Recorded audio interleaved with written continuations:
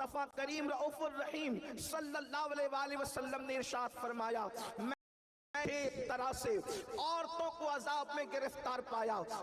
مصطفیٰ کریم رؤوف الرحیم صلی اللہ علیہ وسلم نے ارشاد فرمایا، میں نے 6 طرح سے عورتوں کو عذاب میں گرفتار پایا۔ یعنی اگر آج ہم اس عنوان کو یہ نام دیں 6 گنہگار عورتیں کون ہیں اور 6 گناہ کرنے والی عورتیں کون ہیں، 6 گناہ کرنے والی عورتیں جہنم میں کس شکل میں ہیں، تو آئیے اب ذرا جلدی جلدی دل کے کانوں سے سن لیں۔ اللہ کے پیارے حبیب غیب داں نبی صلی اللہ علیہ وسلم ارشاد فرماتے ہیں، اللہ کے پیارے محبوب صلی اللہ علیہ وسلم ارشاد فرماتے ہیں، اے فاطمہ میں نے جب جہنم کا مشاہدہ کیا تو میں نے کیا دیکھا، جہنم کے اندر ایک عورت لٹکی ہوئی ہے، اللہ اکبر، اور لٹکی ہوئی صرف نہیں ہے بلکہ اس کے سر کے بالوں سے اس کو جہنم کے اندر لٹکایا گیا ہے۔ دل کے کانوں سے سننا، یہ کسی سیاسی لیڈر کی گفتگو نہیں، یہ کسی خطیب کی خطابت کی دولانیاں نہیں، معاذ اللہ یہ مبالغہ آرائیاں نہیں،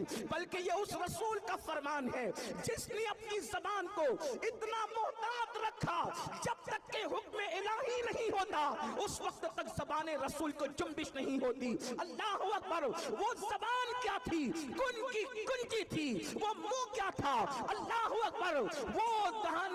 مبارکہ کی شان یہ تھی، میرے امام کہتے ہیں وہ دہن جس کی ہر بات تو وحی خدا، چشمہ علم و حکمت میں لاکھوں سلام، وہ زبان جس کو سب کن کی کنجی کہے اس کی نافذ حکومت میں لاکھوں سلام۔ اللہ کے سچے سچے نبی صادق و مصدوق فرماتے ہیں ایک عورت کو جہنم میں لٹکایا گیا ہے، اس کے سر کے بالوں کو باندھ دیا گیا ہے اور اس کا حال یہ ہے اس کی کھوپڑی کھول رہی ہے، جہنم کی آگ سے اس کی کھوپڑی کھول رہی ہے۔ ذرا اندازہ تو کرو اے خاتون جنت کی کنیزوں، اگر بتی کے چٹکے کی تاب نہ لانے والی میری بہن، اگر صرف جہنم میں تجھے لٹکایا جاتا تو اللہ اکبر یہ بھی کم نہیں تھا، بلکہ اللہ وہ جہنم جس کی آگ دنیا کی آگ سے 70 درجہ زیادہ تیز ہے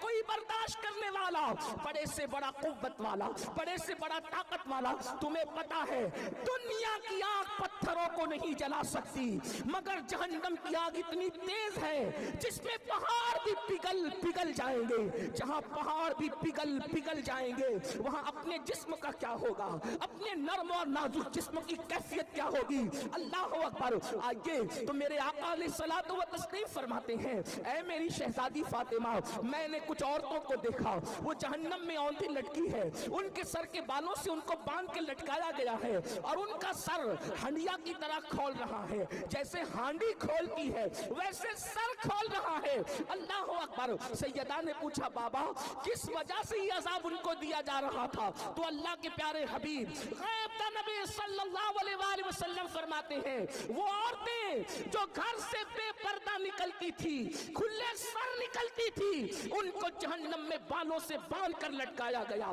ان کے سر کو ہانڈی کی طرح کھولایا گیا۔ اب بتاؤ اللہ اکبر، گلے میں دوپٹے کو مفلر کی طرح لٹکا کر فیشن کے نام پہ نکلنے والی ہو، مجھے بتاؤ کیا اللہ رب العزت کے اس عذاب سے تمہیں کوئی بچا سکے گا؟ اپنے آپ پہ رحم کرو۔ یہ سنی دعوت اسلامی کا اجتماع